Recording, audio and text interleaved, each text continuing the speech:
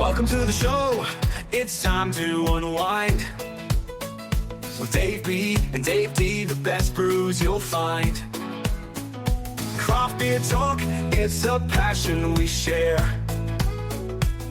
From hops to malts, we're taking you there. This is Daftaboutcraft, where the good times flow. Sit back and relax, let the flavors glow. Brews, news, and views, we've got it all right. Cheers to craft beer, let's raise it tonight. Daftaboutcraft, the craft beer podcast. Welcome along to episode 70 of Daftaboutcraft, the craft beer podcast. It's me, Dave D. And me, Dave B. It feels like 70 is a bit of a landmark. We don't really celebrate landmarks and anniversaries on this podcast, do we? But it does feel like quite an achievement getting to 70 episodes. Yeah, I suppose when you throw in our bonus episodes, we're probably more like 75, if not beyond that, aren't we? Yeah, that's true. You can massage the numbers however you want, I suppose. We're still here and we're still doing it. And we've got another great episode for you. Brewery this time, we're going to Cornwall. Now, if you think of Cornwall, you think Verdant, Pipeline. You don't think of Ideal Day, which is who we're talking to, and that's what we do on this podcast. We get hold of breweries you don't know much about, and we find out all about them. And there's a lovely story behind this one. It's a great story, and it turns out when you sort of dig a bit deeper, you don't know what you'll find. James, who is one half of Ideal Day of his wife Nia, is, without giving too much away, like he is sort of a bit of a doyen, really, isn't he, of brewing? Yeah. Or craft brewing, should I say. Well, we found this out, and I think our listeners will be finding it out for the first time. He is a revolutionary, in actual fact, and you'll find out why. But yeah, great story. Love what they do there. And we'll be trying a couple of their beers as we talk to them.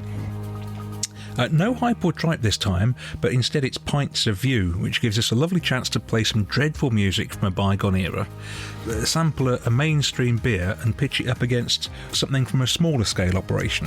Yeah, well, these guys have featured like all the main brewers that will probably feature on this. They have featured before, and it is a brewery that don't know when I last had one of their beers, and it's Tiny Rebel. I suspect you're in the same camp. When did you last have a Tiny Rebel? Do you know, the only time I really have a Tiny Rebel is when I'm out in a bar and it's a bar that I haven't chosen, and the only beers on that might be agreeable, a Tiny Rebel, then I'll have one. Yeah, I don't seek them out. I don't really buy them. Those days are gone, Dave. They are. But we had to buy one for this feature, so we'll be cracking open a Tiny Rebel and pitching it against something from a smaller brewery and see how they square up. We've also got Tried and Tested, our favourite beers we've been consuming recently, and we'll kick it off in the usual time-honoured and traditional way with Brew to Me. Dave, where are you taking us to this time? Would you believe it? I'm taking you to Cornwall. It's funny how these things work out, isn't it? Now, this is a bit of a strange one. Not as strange as last time, where I had a Brew to Me, but you'd already had and had featured on a previous episode. I think these feel like they could be a glaring omission in all the beers I've had in all the years I've had. But their beers don't necessarily make it quite all the way up to Suffolk. I see them on bottle shops, like online, but I don't necessarily see them that close to me. And I imagine you've probably had some at some point. Okay. Or have you? We are talking about Blunt Rock Brewery.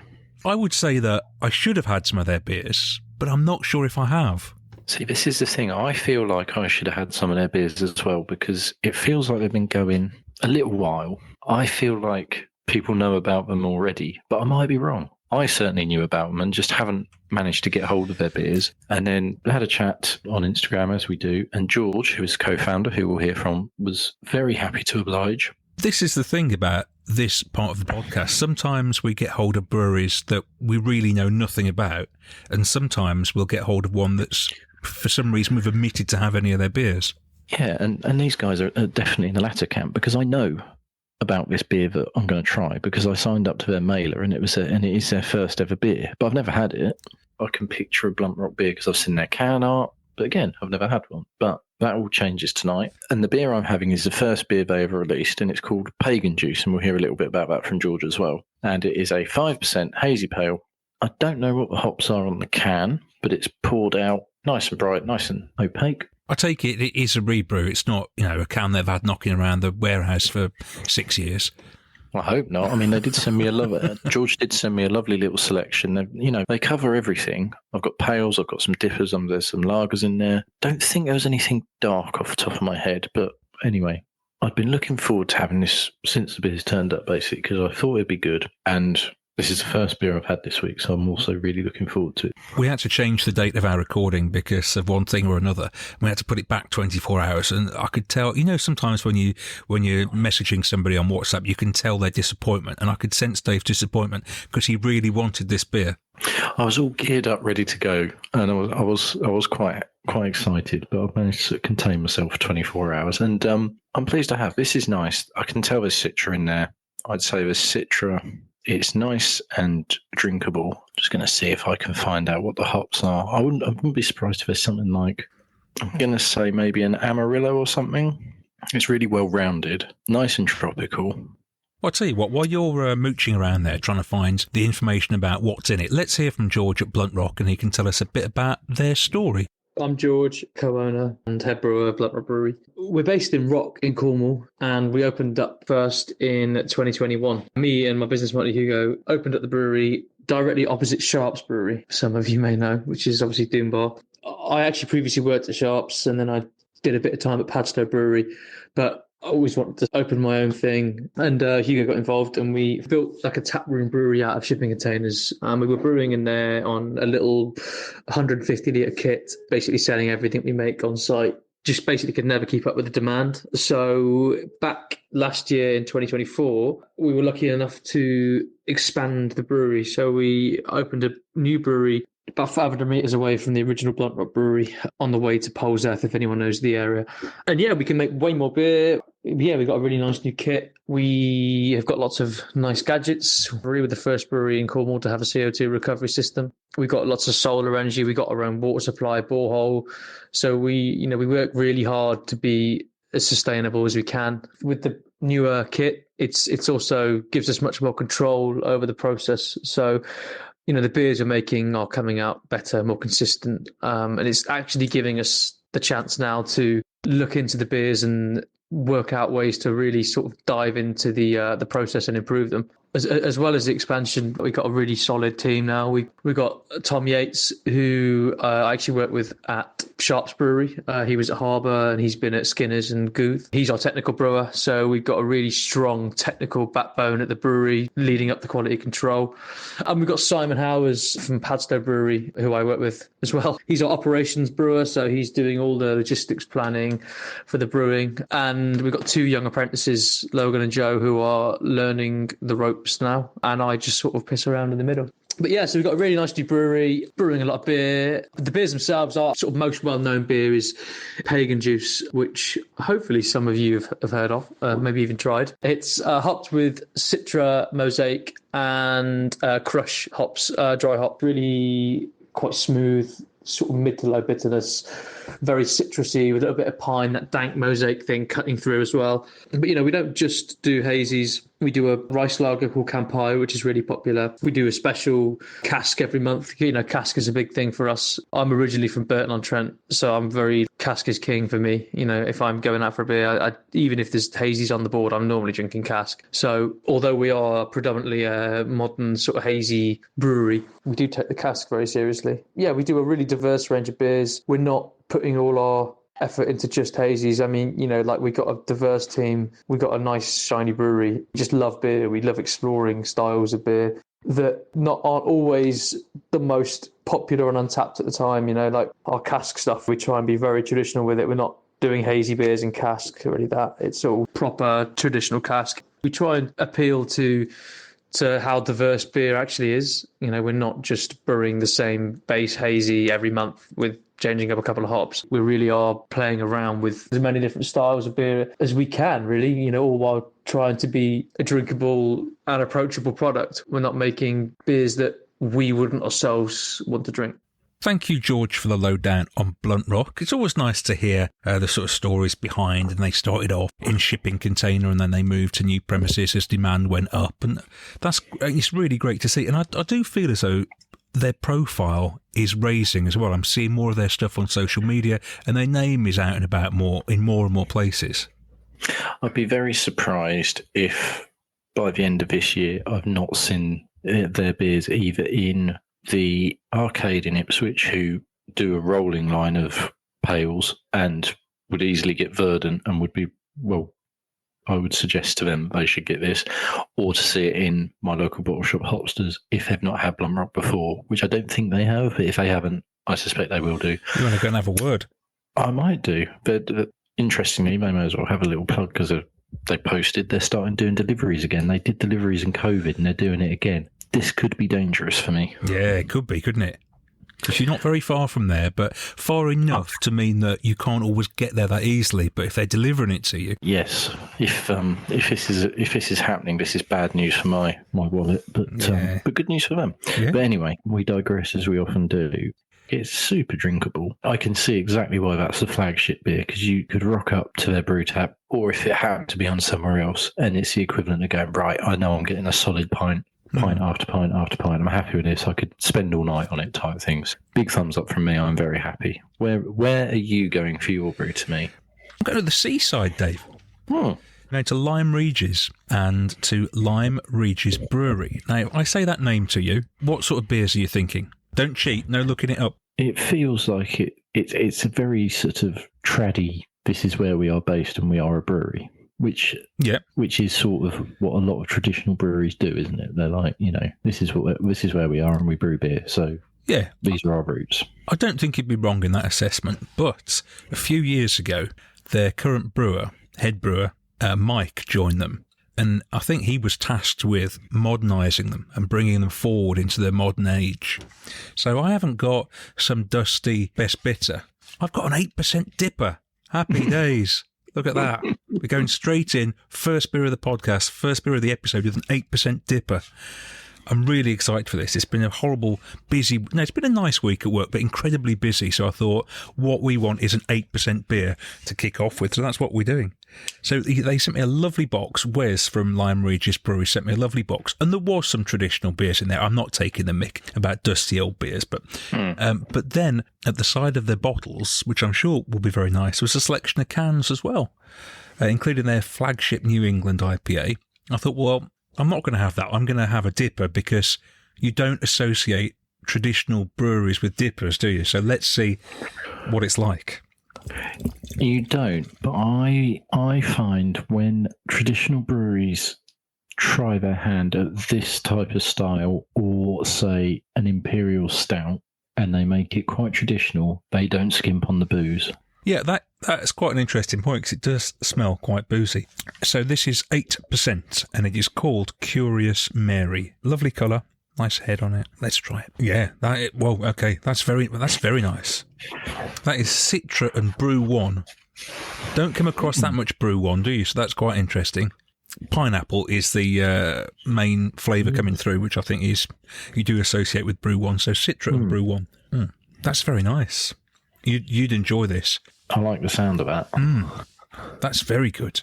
I think it's amazing, you think of these traditional breweries, and if somebody had have said to you 5 years ago that, Lyme Regis Brewery, you're going to start doing dippers soon, you wouldn't believe them, would you? But so many breweries now, which are traditional in their background, are making the switch and realising they've got to change with the times a little bit and doing a great job of it. Well, we've found this before, haven't we? Wensleydale, for example, chucking out great beers.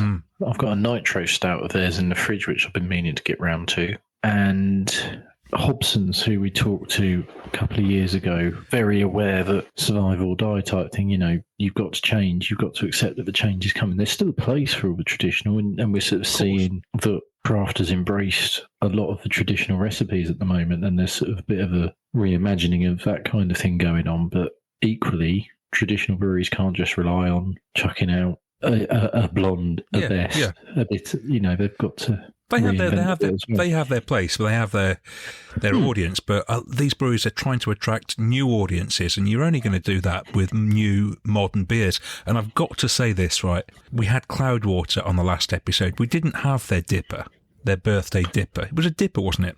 Or was it a tipper? It was a tipper. Was it tipper? Well, I saw it in my fridge the other day and I thought, shall I have it? I thought, no. Tell you what, this is better than many Cloudwater dippers that I've had. Wow. And I would have had, over the years, when we were talking on the last episode, some of my favourite Cloudwater beers would probably be more in dipper territory. Yeah. Well, so that's high praise. I think it is, and I think it's really deserved. Dippers can start edging into a bit too much sweetness, but not here. There's just a touch, but that's all. Perfect. Let's have a listen to Mike, who will tell us all about what he's been doing down there while he's been at Lime Regis, and a bit of background from the brewery as well. Hi Dave, and hi to all of the Daftaboutcraft listeners. It's Mike here, head brewer for Lime Regis Brewery in Dorset. Thank you so much for having us on the show. I think this is the first podcast we've been included in, so we're really excited about that.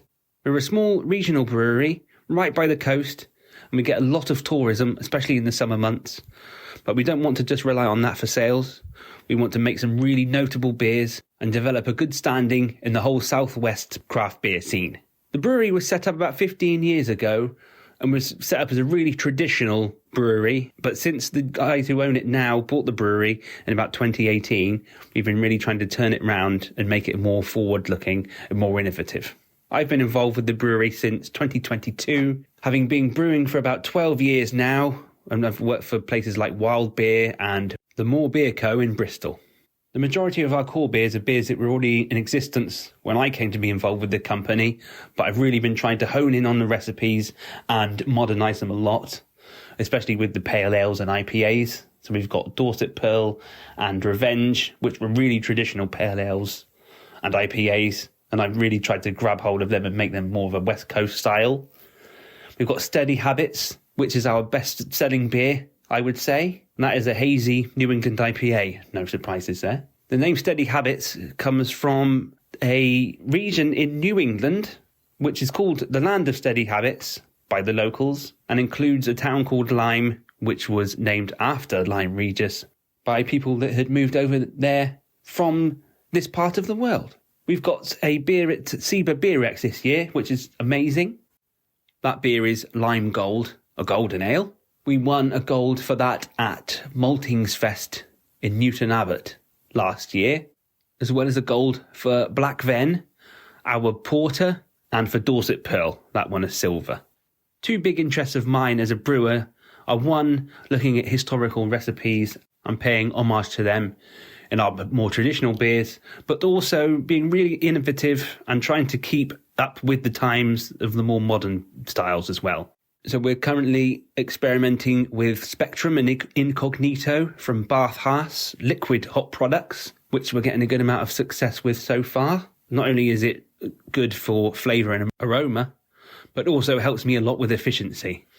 It's mainly just me in the brewery on the production side, so any bit of help I can get with not having to flush lots of hops down the drain and clean out kettles, I'm really happy with.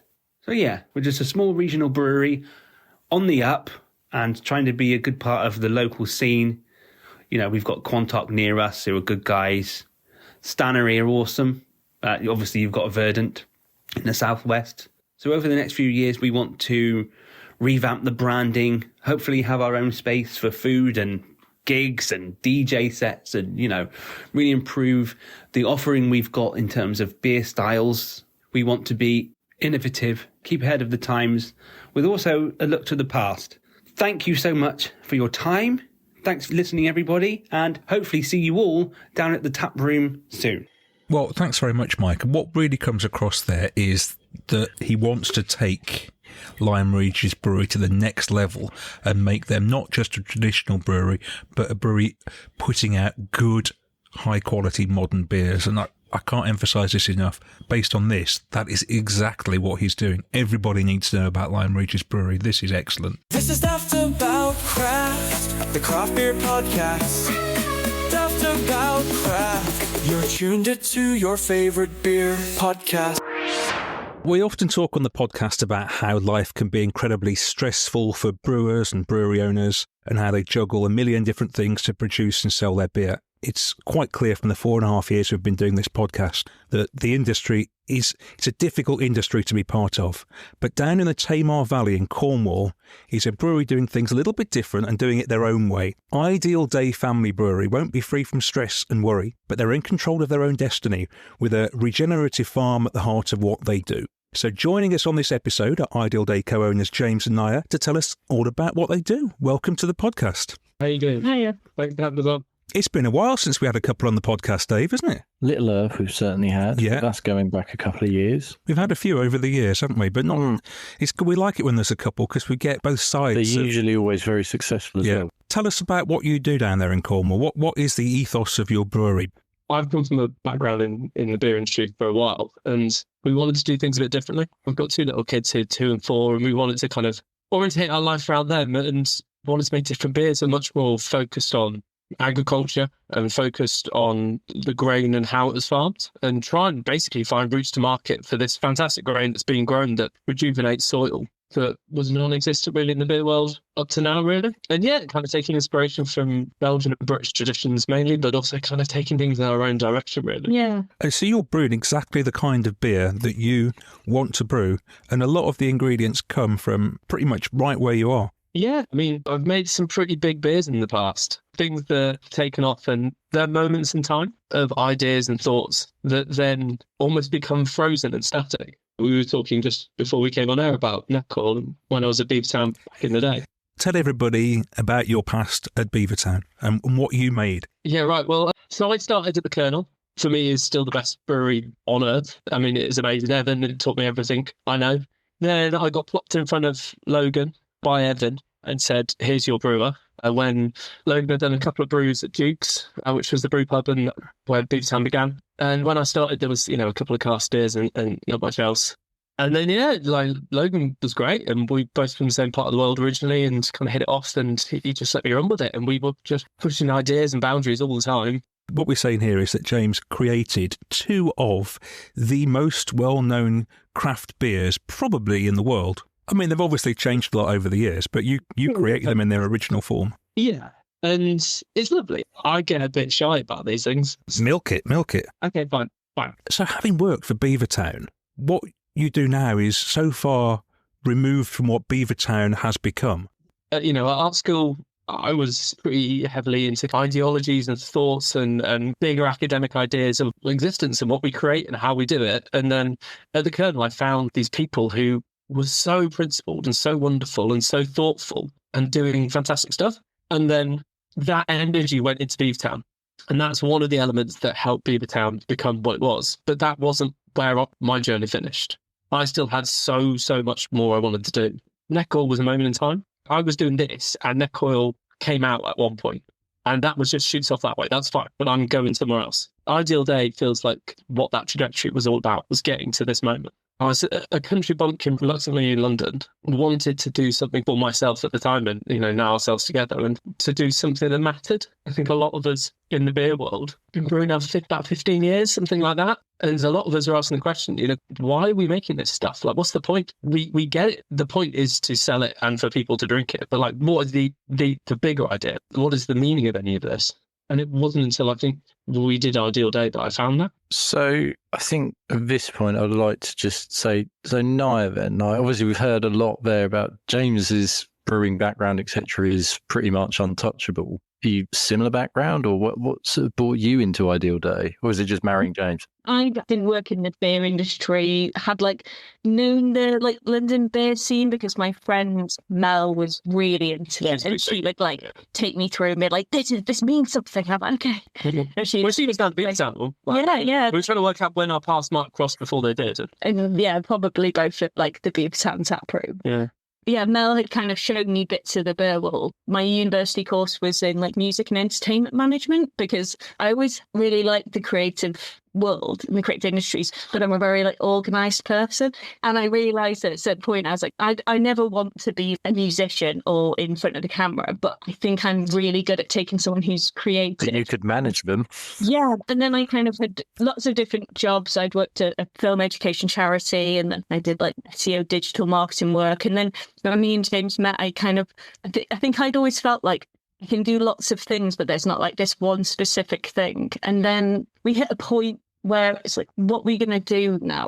I was like, I want to own a brewery, and you were like, Like, here's London. yeah, I want to leave London. Sick. Let's do it. Yeah, and I think that's what it was that James has like an amazing mind to see like this massive picture and these really big ideas that can seem like a bit scary. But then I think I can take that thing and go, okay, here's step one. And then once we've done that, we can go on to step two.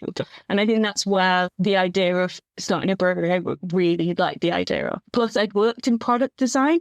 Once you design a product and then you get prototype and then you produce it and then you're like, hey, what's everyone think? And they're like, I love the idea with beer where it's like you do a brew, you learn from the brew, you go somewhere else, you try an ingredient, you try a recipe, you've got another chance. To me, that was like, this is such an amazing opportunity. Every week you can reassess things. So you can talk to someone, they can give you an idea and you can go with it. There's very few industries where that's actually the case.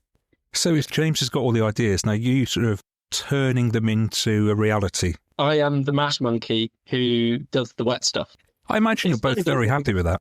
Yeah, totally. We're in a very male-dominated industry, and all the presumptions are that it's me, but it's really not. I think, as Dave said, we've talked to other couples who've done it together, and there's so much to be said for the sort of strength in numbers and working out who does what well and putting it all together, because I can think of plenty of breweries who can brew, can't run a business. Mm. And that's like Bates and Miranda at Duration. As people, chalk and cheese. Do you know Bates and Miranda? I met Miranda just the other day, actually. As people, Bates will probably, if you squeeze out like 3 words, you're doing well. Yeah. And Miranda will like talk your ear off. Yeah. Like, You'll end up like booking a holiday. yeah, you'll get tattoos together. Yeah. Out of nowhere. Chalk and cheese, completely different skill sets, but are the most brilliant couple. Like, we were at a wedding with them in the summer, and you never stop. You're always working. And you're always thinking, again, we're trying to have a conversation about a new distributor or what we're doing with our next beers whilst like trying to give the kids dinner and trying to be a couple at the same time. It's pretty intense, but I wouldn't want to do it any other way because we are a family brewery. It's in our name. We're together. That's really for us been the most important thing. Is like, how can we do something together that we can take the kids along with us, and that gives us the flexibility to be a family as much as possible and try and kind of lean into this like first 13, 15 years of the kid's life where they really want to see you. And then they go, well, they get a bit older and then they're like, no, you're right. You're like, all right, okay, I'll get a hobby or something. There's no big backers. There's nobody put financial investment into it. It's just you guys. So you don't have to answer to anybody on that sort of level. You can just plough your own furrow. We started with $2,500. Wow. So we begged, stole and borrowed everything. Yeah. And we were like, we spent all the money we had to get started. Gordon and Emma from New Barnes. So up in Edinburgh, great old mates like Colonel mates from back in the day. They lent us a couple of tanks. They're on holiday. They're on holiday, they're on a Cornish holiday getting a tan. I've been happy for a couple of years now.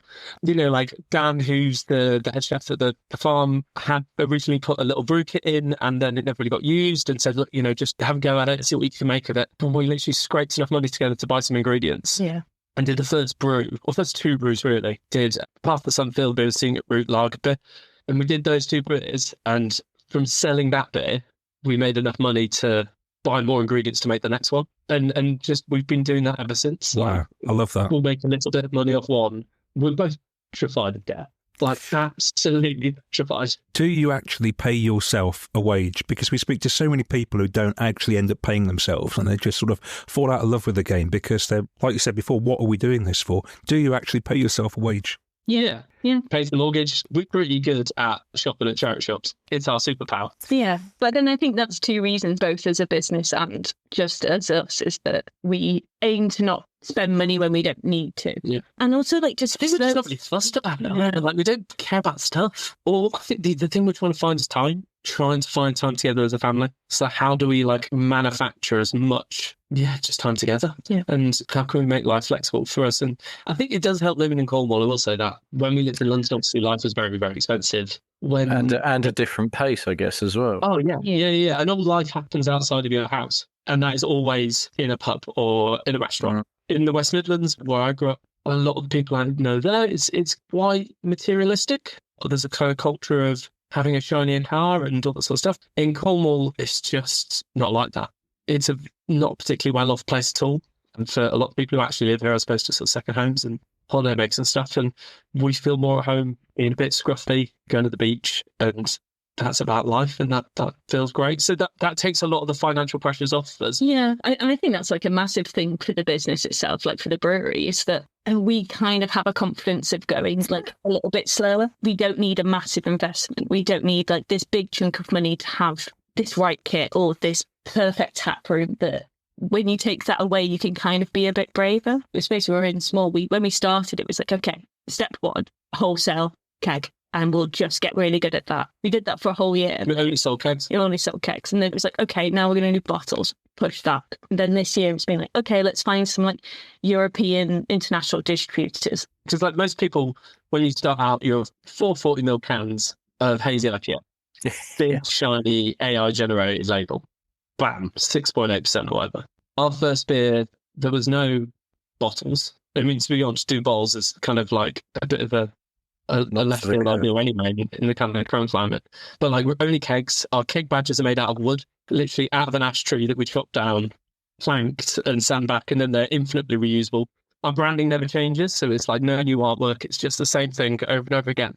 4% beers, both styles that people don't really know what they are. Like still beer is our own unique house style, and lagered beer, is it a lager? Is it a lagered beer? I don't know. It's our version of it. We started when everyone was going bust. Yeah. Like, absolutely everybody, big and small. So you're in your third year now? So this was around the time when, every passing day you'd go onto social media and you'd say, oh no, somebody else has gone bust here. He was 3 months old. Yeah. When we started. We'd just come back from a wedding up in Scotland, and we knew, like, basically get back. And that was in the August bank holiday, and like September the 2nd we started. You're in your third year. I remember seeing that you were starting. You'd been going for a while before I saw the bottles. And I was like, right, these look interesting. Could not get them for love nor money. And you're 3 years in now, and then this is both of ours first time sampling your beers. When you hear how it is, it doesn't feel like, oh, it's been so hard to get hold of. It's just, this is how you've approached it. And now you're making it more available. Completely organic growth, just a little bit at a time. And what I love, obviously, you feel no pressure to put new beers out all the time, or if you don't want to brew on a certain day, you don't have to because you're not answerable to anybody. It's funny, isn't it? It's an adage we all used to say and no one meant it. After like 2018 was, we brew the beers we love. That's what everyone said. And we're like, yeah, but do you really love making hazy IPAs every day? Like, is that what you really love? When everyone started, think about like back at the kernel, no one was asking Evan for those beers. They didn't exist in the UK, essentially. I think a lot of what I think about is like, how can we get back to that time where I saw Evan make decisions that no one wanted him to make? No one asked for field beer because it didn't exist. So we had to make it. Like, how do we create something new that can rejuvenate things a bit? I think when everything was falling apart when we started, and it still is, to be fair, I desperately wanted to do something to be a positive story for the beer industry because I love it. Most of my mates are in the beer industry. It's the only job I've ever had. And it really tore me up to see things falling apart. The most fulfilling thing we hear when we do festivals or things like that is you're the brewery we care about. Everything else looks the same. We care about you. We want to hear what you're doing because it's different. I imagine you must have some really hardcore fanatics who love your beer and will always try to get hold of it. I imagine they sort of buy into your story and love what you do. Yeah, I've got some great customers. I think one of the biggest things is that we started off with some great bottle shops. Like they were the first to sign up and they're still ordering with us now. And I think it was just, for a lot of them, it's like taking the risk. But it's kind of exciting. We are really keen to have those relationships be really strong, which I think is another reason why we were like, no, we're not going to go straight to just selling on the website. We were like, no, we need to like hear back from people who run the pubs and the bars and the bottle shops to really get an idea of is what we're doing, which is quite different or a bit of a risk. It's like, are we going somewhere with this? And to be able to hear their feedback. Like Vessel in Plymouth is probably the place that always has something of ours in stock. We do our Christmas party there every year. So every Christmas so far, we've had our Christmas party there, and Sam's been like amazing because he told us when something might not have landed. He's told us when something's been really interesting. I think that's what we kind of pinned it on, was like, we're going to do exactly what we want to do, because the worst thing that can happen is we stop the brewery and we go, oh, we did it all. We didn't do it the way we wanted. Yeah. You know, Mark Tranter, who's got Burning Sky, said to me when I left Beavertown, and I said I wanted to open a brewery, and I was probably 20 something, I don't know, 25, 26. And he said, you'll only ever open one brewery. You will only have one shot at this. And it was good advice, because it meant I calmed down a little bit and Yeah, we just went a bit slower. And yeah, we knew when we started, and just being keg actually was really interesting, because it's just as bars were really kind of opening again and getting back up to speed. And we knew, because of, you know, having a bit of time in the industry, that there would be a bit of hype around it, even though that's not really hype that we created. If we only went into keg, we would force people back into bars. And that was a really nice thought. You can control the narrative a little bit. But also, like, support the industry.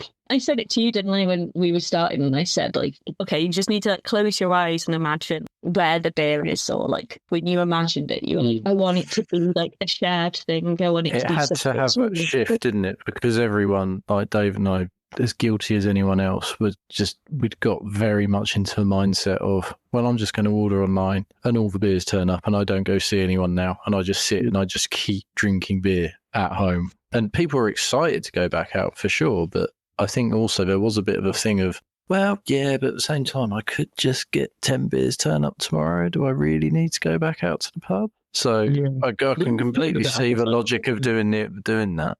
Yeah, we kind of thought there's always the first people who are going to try the beers, who are really want to try new breweries, who, if there is a new brewery, they want to experience it. They're usually the ones who then go tell other people about it and share their experience. Yep. We wanted the first time for them to drink those beers, and exactly where we imagined it. It's just like places like the Free Trade Inn. You know, we wanted people to sit there and those kind of classics. Enjoy a pint together, and then, you know, eventually get into bottles, and eventually, you know, we'll have an online shop. But those first memories, like, a big thing for you, it's like with the beers you make, is a lot of it is back to those first experiences. It's very personal.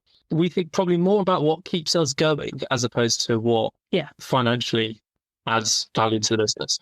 We did a tap takeover a couple of Christmases ago at Beer Moth that was a joint tap takeover with Colonel.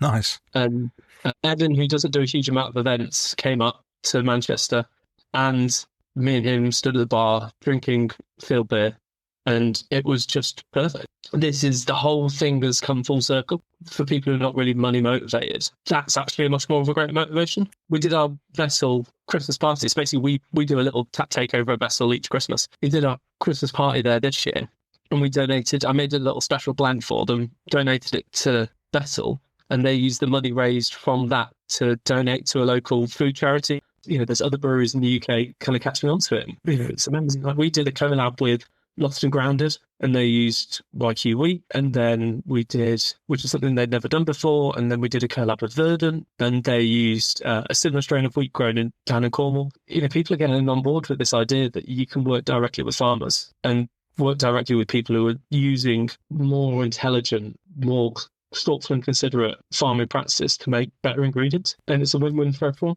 When you did those collabs, were they there, or were they at Verdant and Lost and Grounded? We went to them, they didn't come to us. What? Yeah. Well, when we've got a decent enough sized place, people can come to us. I was going to say, if they came to you, what did they make of your setup? But we'll turn it round. What did you make of their setups? Amazing, but I've brewed on those before. Yeah, you've done it before. Yeah, like, it's fine. It's just huge. And yeah, there's a size that goes beyond human relationships in terms of the physicality. I mean, I sound like a sculptor now, but like, you can very quickly get to the stage where you talk about monumentality within the size of an object.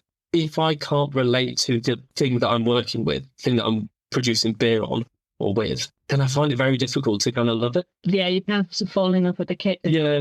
So a massive tank at Verdant is an object. Whereas when you're doing it on your kit at home, it's what you want it to be, because you can relate to it and you feel attuned to it. You know, there's layers within that, though, because with kits that size, you have vast more accessibility to automation. You know, you have much more pressures because of depth. You have much more investment in terms of staff. You have to get to the middle ground of the industry fairly quickly. Like, you can't be that innovative, really. All these elements add up. And don't get me wrong, they're really good breweries. And that's why we decided to do collabs with them, because they were super keen to learn about what we're doing. And I fancied a day playing with some shiny stuff. They were basically picking your brains about the way you do it then. But that's fine. Well, we just got a delivery of 500 kilos of YQ, and that will last us quite a few months of our wheat that we use. And we got it directly from Fred in Somerset. Pretty much use that in the brew at Verdon. Yeah. Like, Wow. or something like that, you know what I mean? Like, You always think that. yes, brilliant. Put more like into regenerative agriculture, and like if we can like, fuck man, if the next neck oil has got regenerative wheat in it, that's it. We did it. We won't make the next neck oil, but if someone can get on board with these ideas, you can have an impact in the beer industry without this. Oh, we did this. We offset our carbon something, or built a whatever. Yeah, cool, fine. Like you greenwashed it. I don't care. Like. But if actually we can create a market for these farmers doing amazing stuff, and then that takes off brilliant. Sign me up. What is interesting is that those bigger breweries are now looking at different things like you're talking about here. They're obviously searching for new things themselves. Yeah, because they all got big, and it got hard, you know. And it's an interesting one. The beer industry, the structure of growth within the beer industry is like nuts. It costs a fortune to go up. And every time you go up, you charge less, which makes sense. But then you can't go back down because essentially at every level, you burn your bridges. Yeah. So if you look at like clothing brands, for example, you look at like someone like Nike, who is somehow can do mass produce, 20 quid pair of trainers and high-end fashion universality. That's really happened a bit. Maybe with Guinness, because it looks good on Instagram. It doesn't happen because at each level you shed your customers. You have to basically reject their values and take the next step up. So a lot of people who grew and grew and grew, and we saw this when lots of brewers went bust, is that they were so bloated and they'd grown so much further than they needed to. And they ended up in all the supermarkets and then got dropped by all the supermarkets and they had no customers. Yeah. Do you think more of the bigger craft breweries will fall by the wayside and we'll be left with lots of much smaller breweries just doing things more at their own pace, not worrying about supermarkets and a new beer every week and all this sort of thing? I hope so. And when we talk about brewer-owned breweries, I think that's the next wave. Making the beers they want to make rather than the beers they feel they have to make. And I think a big reason is because actually if you want like a really good IPA and like what used to be seen as like a craft beer, then you can get like genuinely great beers in like a supermarket. Yep. If it's that. So it's kind of like, well, that's been done like that, getting a beer that no one ever knew onto, the line in a pub and it being the thing that everyone gets. Like that's already been achieved. So it's like, well, what's next? Like there is other beers, styles out there where that hasn't happened. Yeah, like, there's things we haven't created yet that could be. Well, worth being created, And I guess my interpretation of it, and I'm not mega business minded, but I think we're probably going to see a stratification. The people who really struggle are those ones in the middle that have got chunky staff bills. They've taken out a lot of money. They've had to cut their prices, so they're trying to compete with the big guys on price. And they're trying to compete with the little guys on desirability, and they're kind of in no man's land. I mean, that's hopeful though, because I'm like, not that I want the middle guys to go, but more that the little guys survive, because we'll be one of them.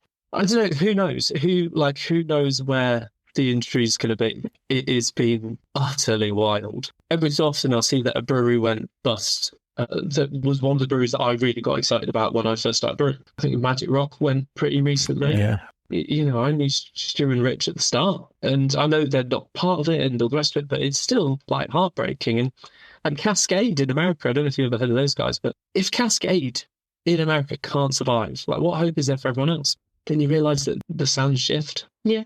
And you don't know when that's going to be. I think that's fair. And I think also, again, it probably just turns around slightly to what we were saying at the start with having a partnership like you do, is that, I think there's a lot to be said for having all of it sorted. Like you might hit on the best beer ever, really early days, and it takes you up. But if you haven't got someone in there who can also dot the I's and cross the T's and actually work out how to run the business, it'll get you so far and then it will come hurtling down. I think there's also been a bit of that within this. It feels like there's been breweries that were probably set up to do well because they could certainly brew, but maybe couldn't run a business, and vice versa as well. Yeah. Yeah, it would be the same in any industry, but there is something quality and quality control are such important things in brewing, because you're making a foodstuff which is all about enjoyment and all about whether it was a good one or a bad one. It's comparable, even to a more extreme version than like a restaurant or maybe a bakery. It's like people have some pretty strong views. And Well, yeah, because a restaurant gets judged maybe once every 2 months by one but your beer could get judged by the same person 3 times in an evening, you know? yeah, exactly, yeah. Up until this point, have you done everything exactly how you wanted it, or would there be anything you would have changed? Tiny little details, but the grand scheme of things, you could wish for more, but I couldn't have possibly wished for what we have now. We export to Japan. We're about to go to Sweden. That's immense, really. France, Considering your America. size, that is immense. Tell us more about how that came about. How did you get your beers to Japan? I'm intrigued. Got to send a message, be like, you sound great. Could we have some beer? Oh, cool. Where are you? Japan. So you were literally headhunted from Japan? Yeah, so basically, I think they found out about us through Lost and Grounded. So we did the collab with Lost and Grounded, and it's the same people who export Lost and Grounded, and then they had the collab, and then they had our beers. I think that someone had got hold of a couple of beers and tried them. And they literally tried to buy every keg and bottle in the building, didn't they? And then we had to be like, please don't do that, because then all our customers don't have any beer. So we sent 2 or 3 pallets out to Japan, and nuts, a lot of paperwork. But Yeah, it was quite but it's nuts. Like, we're in a tiny little space in a little barn in Cornwall making like idiosyncratic, almost like vernacular beers, and now they're in Japan. That's incredible. How much beer do you make in each batch then? About 450 litres, and we're brewing sort of twice a week, thereabouts. Sometimes we'll speak to brewers and they say, oh yeah, we're really small, we're only 500 litres or something. But what an example, you're 450 litres and your beer is going all over the world. So it doesn't matter what size you are, you can be really successful and get your beer into all sorts of places. But I guess that is sort of a bit of not a callback, because it is still obviously what it's doing, but that's kind of what this should all be about, isn't it? Yeah, absolutely. It should be. It should be exciting. I think that's the reason when we were like, oh, should we set up a brewery? It wasn't because we were like, and it'll make us financially stable and we won't be stressed. And it was because it's like, it'll give us these like experiences. Yeah, because at some point in 2 weeks' time, someone's going to take a picture and it'll pop up on Instagram, and it'll be, it could be Tokyo, could be, it could be Kyoto, and it'll be like, oh, there is something we made. Thing you always loved is that connection with like how far, all the connections you can make with beer. Yeah. When we started the brewery, we were like coming up with the name. A big part of it was we were like, we just want beer. It's like, we're not changing the world. Like, we do want to use, like regeneratively grown ingredients, but we're not saying like going to save the whole environment. It's like, no, we're a brewery and we'll do those steps, like things we can do to make that better. But actually, it was all about just people drinking a beer and having these moments, having a little moment, and us being part of that. And that's what it was. That's where the joy comes from it. It's like, this, on the really hard days in the brew, like, it's really shit today, but the thing that we made that was really hard to do today could well be the best moment of someone's day. They've had a bad one, they go to a pub, they sit down, they have a pint. It's nice. That's ace. That's really cool. I've never had a proper job. But do you get more job satisfaction now than you've ever had before? Yeah, massively so. Yeah, and we've never worked harder. We've never been so stressed. Except when we started the intro to this, I said, we speak to a lot of people who are stressed. Do you go to bed stressed about what you do? Are you worrying about how you're going to pay the next bill sort of thing? Or is this just stress about making really nice beer? I think we're overthinkers. Yeah. Actually, when we like break it down, it's like, oh yeah, that's fine. I think sometimes there's this feeling where I get it, where I'm like, there's so many things we can do. We made some like handmade zines where we were like folding the paper and like making them for pubs, and I was like, oh, I want more of that. Sometimes the stress is that we feel like we're on to something, but there's not enough time. Yeah. So sometimes that's the stress where you're like, but we could be doing this, but we could How be do we doing make the most of it? And actually, when you break it down, it's kind of like, no, we have to just do it. In this moment, this is what we can do. Then let's do it the best we can. it's that, isn't it? It's those day by day. But I will say we are a little stressed out. Yeah, we're both pretty anxious people. I'd say the first person we hire, it have to be the most laid back. Yeah. It's really like a weed smoking 20-year-old.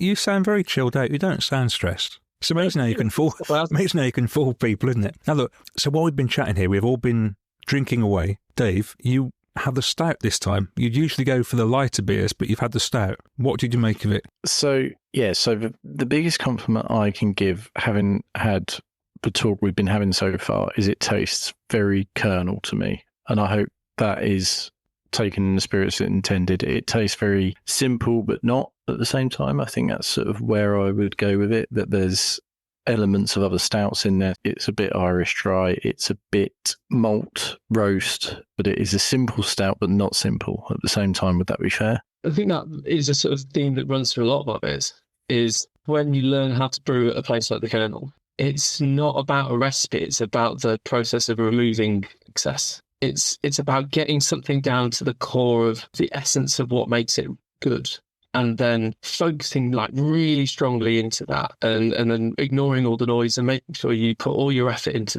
that simplicity. And all of our beers, and the stout included, it's depth of flavour, not like amount of flavour on top. That flavour has to run deep into the beer, and it has to be that simplicity of that elegance and delicateness that can withhold the complexity of the thing itself.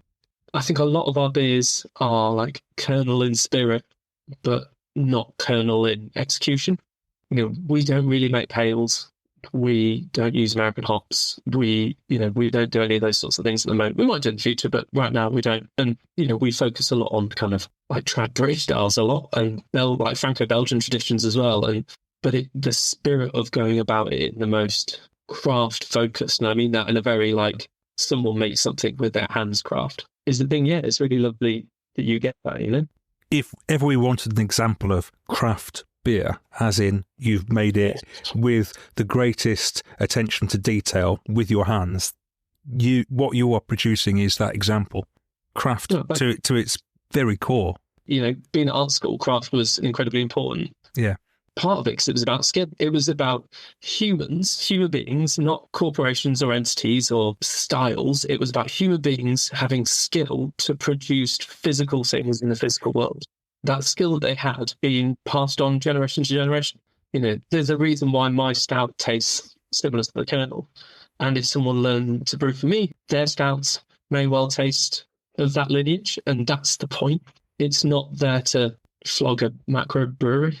That is a spot on definition of what it should be. And Dave and I have talked about this as well, because it doesn't almost feel like the term craft beer now correctly at times encapsulates what the craft beer scene is anymore. Yeah. But we never defined it.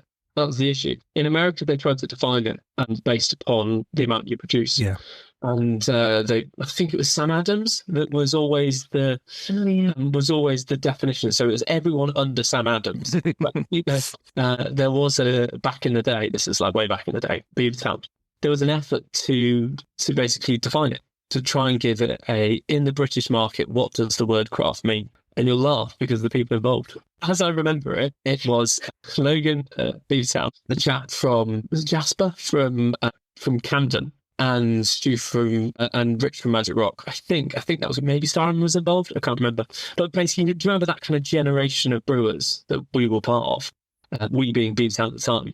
At the end, it was kind of sit down to discussions and, how we're going to define this. And, we need to define it because it'll get co-opted, which of course it was. And the irony being that most of those guys got bought out. Yeah. Why was anyone trying to define it? Yeah. I mean, it's the same as, family brewery. Yeah. It's a term now that isn't quite what it is. And I think that was a big reason we wanted to put in the name, is to kind of be like, no.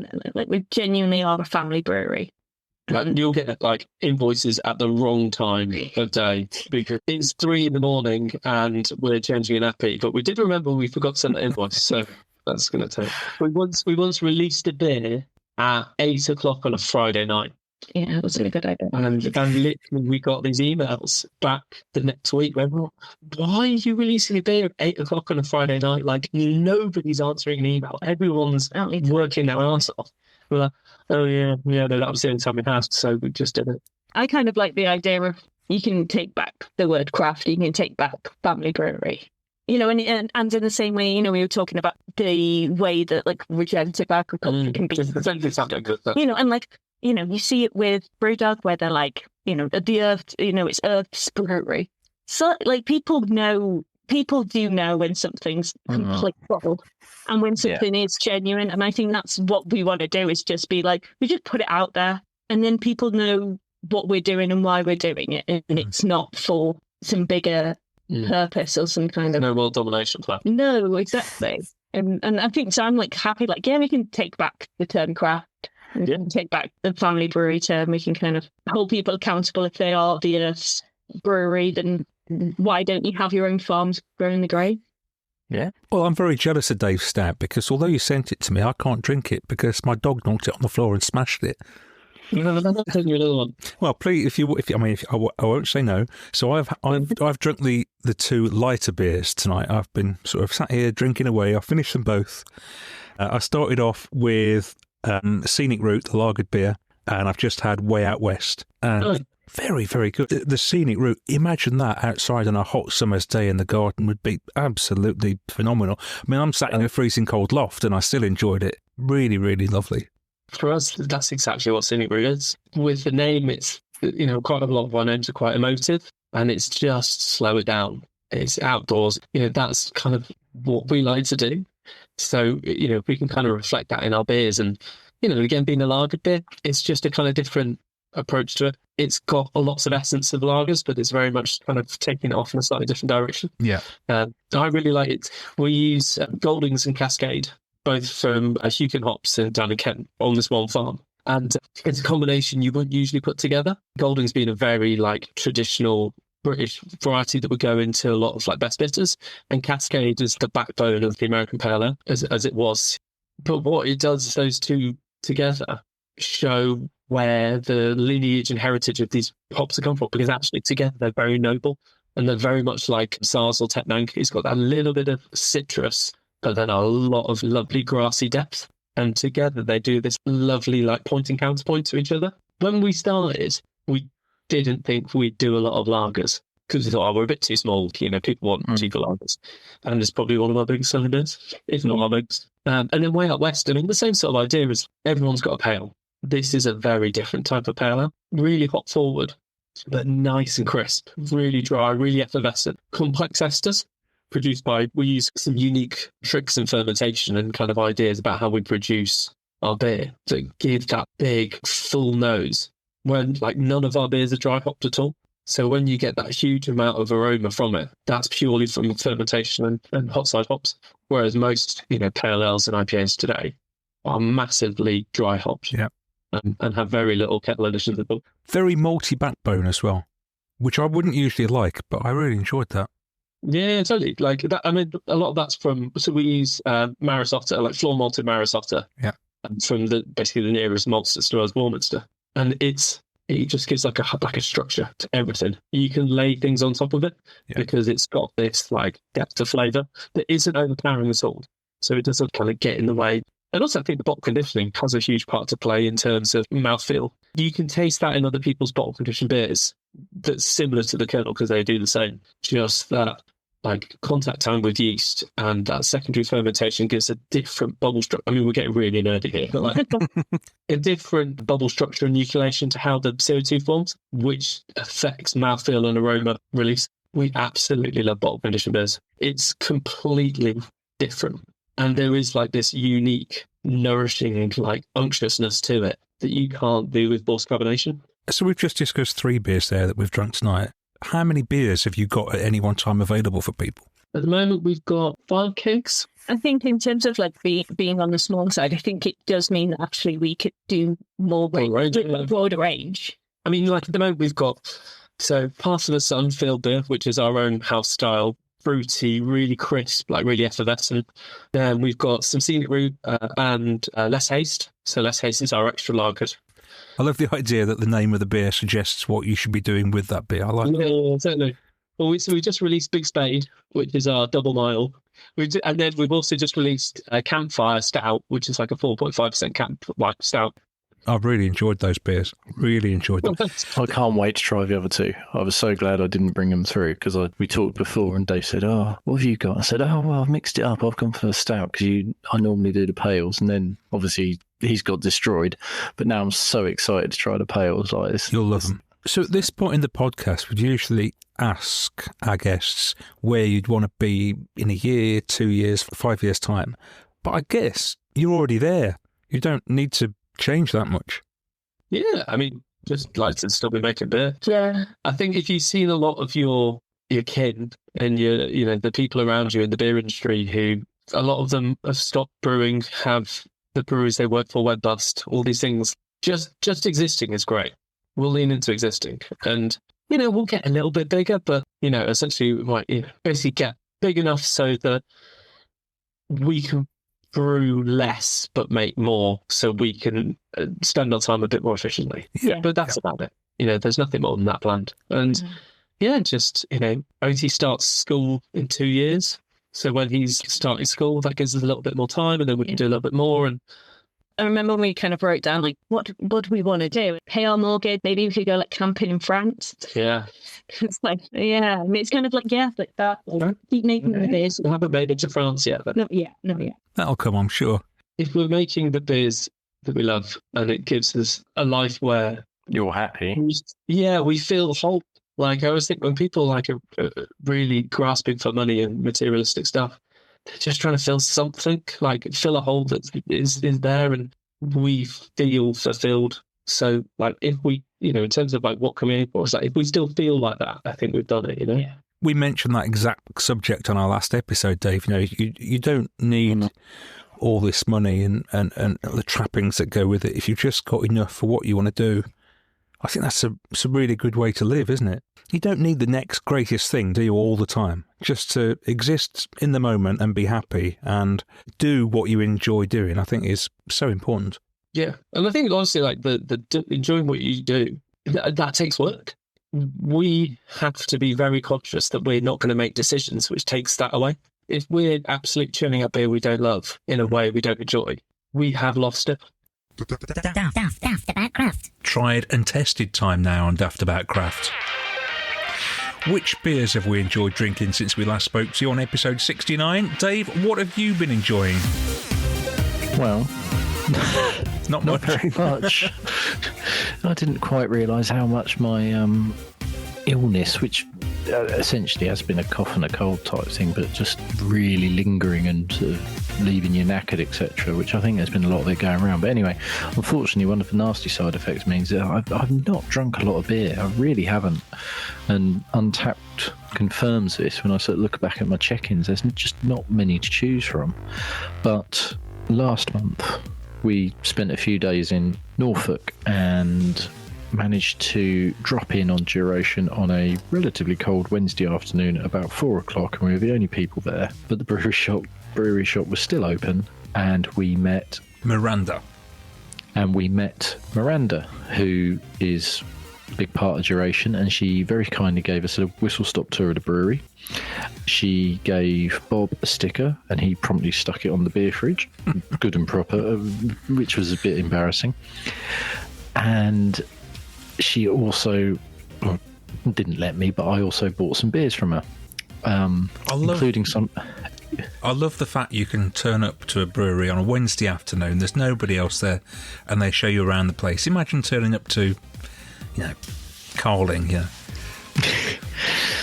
And they had a lot going on, and it's really interesting. The next day they were doing a collab with Two Flints. That beer is coming out very soon because I had the mailer saying if you want to pre-order it, you can do now.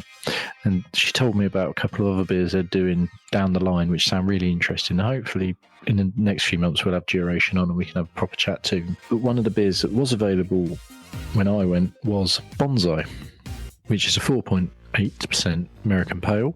And when you think of a bonsai, you think of precision, don't you? Nice little well-manicured tree. I quite like bonsais. I've never had one, but I like the idea of them. Sounds like something we could probably kill quite easily, a bonsai tree. Potentially, yeah. I mean, yeah. Who am I kidding? Like, I can see why they named the beer bonsai anyway, because this felt very well put together, really nicely curated, quite classical. It was a really sweet bubblegum nose. And to taste, it wasn't super sweet, and at the end there was just a bit of bitterness creeping in.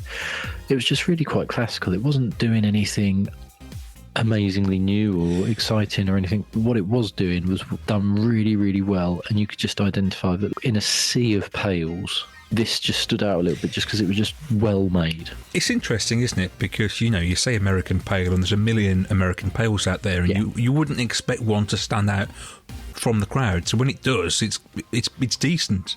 Exactly. I can still remember the nose on it. Yeah. And if I saw it to have it on keg, I'd want a few of them. So, yeah. Nice. Duration Bonsai is my choice. Honourable mention to previous guest from the last episode, Tom from Dark Element.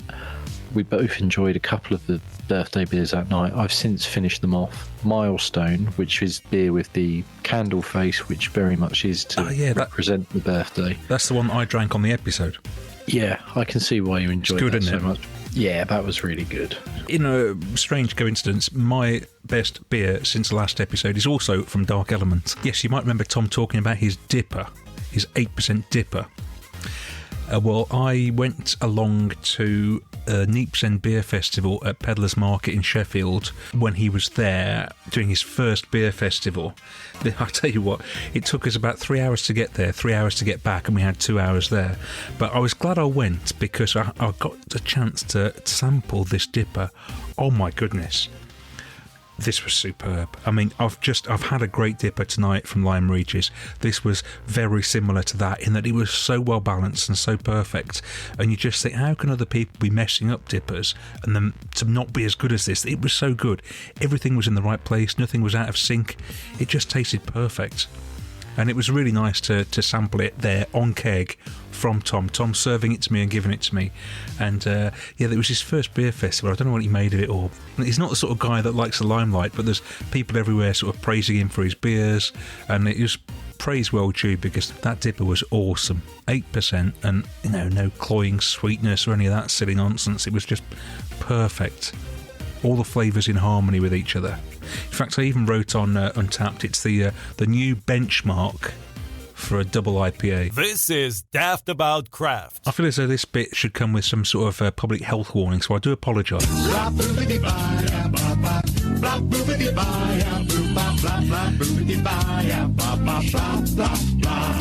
It's worse for me because I've got a picture of Jeremy Vine on my screen as well. This is Pints of View. Dave, you explain the feature. We talk about Northern Monk, who were on the first Pints of View. We talk about, probably to a lesser extent, Tiny Rebel, who are this Pint of View, but the common theme is these are the breweries that probably to us and to a lot of other people got them into craft beer, and for some people that's where they've stayed, and that is of course completely up to them, everyone's choice. They're still supporting for the most part a smallish enterprise, but over time tastes change, certainly for Dave and I, and we just feel like we talk about these places and breweries a bit, but we don't necessarily have their beers anymore. So we probably should have their beers and also at the same time compare them to some of the people and breweries that we've met along the way and just sort of think, well, you could buy this beer from this big brewery or you could try this equivalent and you might find that it's better. Leads you on a sort of journey to find other beers and other breweries and just sort of expand your horizons and also help the scene a bit. Yeah, absolutely. So we thought, think of Tiny Rebel. What's one of their big beers? So we have got Club Tropica. We're both opening a can of that now. Comes in their regulation 330ml. Have you got a 440? I do. Whoa. Is that some sort of special perk of the job? Where'd you get that from? I got that from a supermarket that sounds like Cranesbury's. I've never seen that in a 440. Whoa. That's weird. It's like I've got the child version and you've got the adult version. Well, I thought they only did it in 330, so I've just learned something new. So this is their Tropical Pale, which is 5%. The hops involved here are Citra, Simcoe and Mosaic. The quintessential combination. And Dave's putting a terrible face at the moment. Because it doesn't smell like when I first had it all those years ago. So when I first had this beer, probably 7-8 years ago, I reckon, so it would have been very fresh. in terms of Tiny Rebel at this point were very new and very different beers that tasted really different. And I always remember this was on in a pub in Ipswich, a pub called the Dove, which is still going, and they mix up traditional and craft quite well. This was on, and I had it. I got a pint of it and the nose on it, and I thought, oh my goodness, this just smells like a Solero. I thought, God, and it tasted like one too. I couldn't believe it. I thought it wasn't sickly sweet or anything. It was just so fruity, brilliant. I really, really loved it. It was one of those that I had it and was with some other people, and they were and sort of was like, oh, try this, yeah, get the sort of people getting the other people had pints off the back of me, sort of letting them taste mine type thing. Like really impressed with it. And then of course they've done so much since then and Stay Puffed in its various iterations. There's lots of Tiny Rebel beers, but yeah, as I say, my first memory of Club Tropica is very positive. You've just smelt that and I saw your reaction, and after you'd done it I smelt my glass, and the first word that came to my mind was synthetic. Exactly the same. I mean, the smell is just not that. It's not a smell of hops. That's changed so much, hasn't it? But I haven't actually had a mouthful yet. I can't bring myself to do it because the smell overly sweet, just like sugar in a glass. Which is really niche and just sort of, this is my life now. It smells like when, unfortunately, your child is poorly and they have to have things like cow pulp, etc., which are heavily sugared and, well, not heavily sugared, but you can get the no sugar. But they smell very sweet. They might taste quite sweet too, but they smell super sweet in an effort to try and disguise what is in there. And God, this smells sweet. Do you know what as well? I have just braved it. I've toughed it out. I've had a mouthful. It doesn't really taste very much. It's sort of a weird, synthetic-y, sweet taste to start. And then it gives way to absolutely nothing. I don't know if a taste can be hollow, but there's nothing there. It tastes hollow. Hollow is spot on. It's watery, hollow nothingness, isn't it, for the second half of your mouthful? So that makes me angry. That's absolute pish. That is dreadful. We've had some superb beers in this one episode alone and talked about some superb beers. This is horrendous. I mean, and it's sadly what damning indictment of what we kind of suspected that Tiny Rebel have become. They've featured on the podcast before when we did their amplified Stay Puffed, and if I remember correctly, I actually really enjoyed it. But that is an absolute abomination, and I will not drink any more. I'm sorry that you've got a 440ml can. Doesn't mean I have to drink it. That is true. I won't be drinking any more. That is awful, and it's rare that I will come out and say something like that so brazenly. But no, that is an absolute abomination. I've got 4 cans of the stuff as well. Went to Tesco's. They don't do it in singles. 4 cans. This is an interesting point, actually. Have you got any drains need cleaning? Yeah. Well, yeah, plenty of those. But 4 cans, right, in Tesco's was £5.75. 4 cans on Tiny Rebel's website is nearly £9. Now, yeah, it is, isn't it? I'm just looking. It'd be more. Oh no. So. Oh, I suppose. Yeah. We used to have a feature on the podcast called Supermarket Sweep where we talked about craft beers in supermarkets. But it seems to me that, okay, we don't like this beer, it's horrendous, but these breweries are getting a terrible deal from supermarkets. What is the upside of being in a supermarket who are selling your beers for 2/3 of the price that you're selling them for? I think if you're chucking out as much as they are, there's probably just that thing of you can hook people in. Like, I'm just sort of remembering now because I saw another of their beers. I'm just on their website and it triggered a memory. I remember when Tiny Rebel birthday beers and their birthday packs was a thing I was really into. I got one of those and I thought it was brilliant. I remember going to the Tiny Rebel tap room, and when you walk in, they'd got a display on the right-hand side, and their latest birthday box was in there. And I thought, wow, this looks amazing. I want that birthday box. As it was, they'd run out, and I couldn't get one, but it looked amazing. If their beers are like this now, no, mate, you can keep them. I don't want that. It's awful. Well, the thing is, I have friends who still really enjoy Tiny Rebel. I had some talking about some of your friends. I had some Tiny Rebel beers at your wedding. Actually, we got told off for drinking Tiny Rebel beers out of cans at your wedding. And I tell you what, they didn't taste like that. So that's going back now 4 years. Yeah, So it's obviously changed a lot in 4 years. So, Yeah. so another one of the supermarket beers, which is I nearly got hold of, and I'd noticed it's on clearance on their website, so it might be being phased out. Pineapple Express, which is a collab with Polly. I remember when that first came out. Gosh, that was pineapple. It was really good. And it was really good. It was really good for a supermarket beer, and it was to the point where it was just a good beer. I dread to think what that might be like now. I dread to think what Pump Up the Jam might be like. Well, I think, we can imagine they're just sort of saccharine sweet, aren't they? Just awful. I remember that Pineapple Express one, the Polly's collab was awesome. I had it once, sort of bought it in the supermarket, and I loved it, and bought it again and again, and it was great. But if that's anything to judge by, it's going to be so sweet. I wouldn't be able to contemplate it. Right, so, okay, we've established that we hate that beer. I've got 3 more cans in the fridge downstairs. I will not be touching them. I'll be giving them away to somebody. What are we going to square this beer up against? What have you got?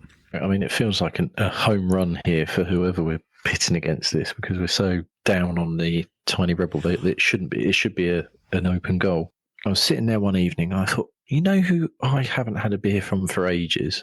Neck Stamper, who were a brew to me for myself on a previous episode, based down in London. And I thought, you know what, I'm gonna see what they're doing. So I dropped them a line, and Adam got straight back in touch and said, oh yeah, no problem. So I placed an order with them. They're quite good value if you order direct. You just have to make sure you order 12, because then postage is free. If you order 11, postage will be a tenner. But the price of the cans are very reasonable. And they've had a bit of a rebrand since I last had any of their beers. So Okay. they're pretty cool looking cans, actually. You would pick them out. They would stand out in a bottle shop type thing. They're quite bright, but they've got their own design for sure. Although, funnily enough, the beer I'm having looks nothing like what their beers normally look like. This one reminds me actually quite a lot of, just because it's out at the moment, Alligator Tugboat, because there's loads of teeth on the can. But the beer I'm having is Wicked Pale Death, and it's a collab with Wicked Fish. Now, Wicked Fish is a fish and chip shop, which is right near where they're based. Oh, I love that. A collab with a fish and chip shop. Oh, please tell me you can buy the can in the fish and chip shop as well. I hope so. So this is actually, this beer, the one I've got, is gluten-free. Again, quite a sweet nose, but not synthetically sweet. I'm getting back to that, what I was talking about in Tried and Tested, that sort of bubblegum nose. So is this the same sort of ABV? Are we talking the 5% region? Well, Dave, it's almost like I did it on purpose. This beer is 5%. Nice. Smooth work, that, Dave. Smooth. And it is, well, as I say, as an open goal, it is miles better. Now, are we talking the same hops here as well? Is it the famed Citra, Simcoe, Mosaic combination? It certainly tastes like there's some Mosaic in there. Let me just have a little look. While I'm doing that, who are you pitting them up against? Right, well, I am. So Tiny Rebel, famously from Wales, got a rich Welsh heritage. I am also going to Wales. This beer is called Beer with No Name, and this is from Zulu Alpha in Caldicot in Monmouthshire. Again, a previous guest on Brew to Me. So this is a 4.8% pale with Citra and Simcoe, so very similar to Club Tropica, but just missing the Mosaic. So we've got Simcoe and Citra. I actually went to their tap room a few weeks ago. Lovely warm welcome down there. It's on a little industrial estate. And they were really pleased to see us and gave us some beers and a few beers to bring away with us. And this is one of the ones they gave us to take home with us. And really enjoyed the beers while we're there in the tap room. And I just know, I'm going to smell the nose here, it's just a million miles removed from Club Tropica. I don't know what they've done to that beer. What have they done to it? It's just so fake and synthetic. I can't even imagine. Presume that's just a lot of adjuncts in there. It's like night and day comparing those two beers. I will say, of my next stamp beer is very nice. I would say it's not their best one I've had so far out of the order I placed. It's perfectly decent, but the table beer I had, which was brewed with New Zealand hops, was really different. It was quite punchy for a table beer. That was interesting. And I've had a session beer from them as well, which is really good. And I've got some other ones to try. This is perfectly nice. I mean, it knocks whatever the heck this is into a cocked hat. Yeah. But just what you were saying about Club Tropica. So The ingredients quite interesting. Tropical fruit concentrate. Well, I think that's what's doing the lifting there, isn't it? It's like lowest common denominator stuff, isn't it, this? Okay, so we may not be Tiny Rebel's audience now, but who wants to drink that? Well, it's gut rot. It is bad. I mean, just go back to my friends who are sort of still wouldn't mind Tiny Rebel. They've launched a new beer, and I only know this because someone put in the WhatsApp group saying, "Oh, I can't wait to try this." It's called Hot Pink, 6.5% IPA, and the hops used: Cascade, Mosaic, Eucano, Citrocryo, Athenum. Okay. Well, fair do. Yeah, but I mean, how much fruit concentrates in that one? Well, exactly. I mean, it doesn't say that there's anything in it, but like, all right, so you can brew a 6.5% IPA, but I don't know, can you? Off the back of what that is, that's not brewing. That beer we've just had, that has not been brewed for me. I mean, this is one of their core products. Surely you want your core products to sing, to pull people into what you're doing, to get them to appreciate the beer that you're making and then buy other beers. I don't understand who's buying that, why they're buying it. I think why is a bit of convenience because, as we say, we both picked our beers up from the supermarket. And if you want to feel like you're getting something a bit different and not buying real macro, you'd probably... Well, but having said that, would you buy it again is a different question. But this beer used to be good. This is not the beer I had 5 years ago. It is really disappointing because it's definitely not the beer I had a lot of years ago. And I would have had it in between, and I'm sure I would have done. And it certainly never tasted like that. I suppose, Beavertown's neck oil isn't the beer it was 10, 15 years ago, as we found out earlier. It's still palatable. Yes, it is. It is drinkable. It's not synthetic through and through, which is what that is. That's just horrific. But like I say, my Zulu Alpha, thumbs up to those guys there. This is called Beer with No Name. It's very good. And it tastes even better having had it on the back of Club Tropica, which is an absolute abomination. Daftaboutcraft, powered by Craft Brew Festival. Daft About Craft, the craft beer podcast.